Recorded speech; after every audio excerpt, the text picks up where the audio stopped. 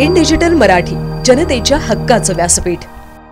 उल्हासनगरमध्ये एक अतिशय धक्कादायक प्रकार समोर आलाय। इथे 7 महिन्याची गर्भवती असलेल्या अल्पवयीन मुलीचा गर्भपात केला गेला। त्यानंतर आरोपीने कोणाला कळू नये म्हणून हे भ्रूणगर्भ पुरल्याचा अतिशय धक्कादायक प्रकार समोर आलाय। आरोपीने घराशेजारी राहणाऱ्या अल्पवयीन मुलीवर वारंवार जबरदस्ती केली आणि त्यामुळे ती अल्पवयीन मुलगी 7 महिन्याची गरोदर राहिली। आरोपीला हे कळताच त्याने आणि त्याच्या नातेवाईकाने तिला गर्भपाताच्या गोळ्या दिल्या। त्यानंतर तिचा 7व्या महिन्यात गर्भपात झाला। मात्र हा प्रकार कोणालाही समजू नये यासाठी आरोपींनी हा गर्भ एका ठिकाणी जाऊन जमिनीत पुरला।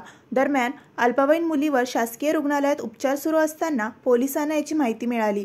आता पोलिसांनी आरोपी त्याला साथ देणाऱ्या नातेवाईकांविरोधात गुन्हा दाखल केला आहे। मुख्य आरोपीला मध्यवर्ती पोलिसांनी अटक केली आहे। शिवाय गर्भपात करून त्याने जमिनीत पुरले होते हे पोलिसांनी बाहेर काढले असून त्याचे DNA सॅम्पल घेतले आहेत।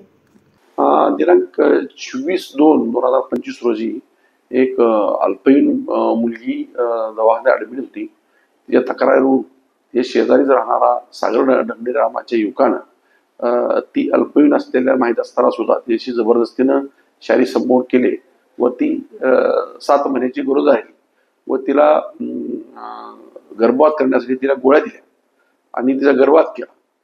त्यामुळं त्याच्यावरती आणि त्याला जे सहाय्य करणारी त्याची सासू आणि तिचे नातेवाईक यांना यांच्याविरुद्ध सगळ्यांच्या विरोधात आपण गुन्हा दाखल करण्यात आलेला आहे।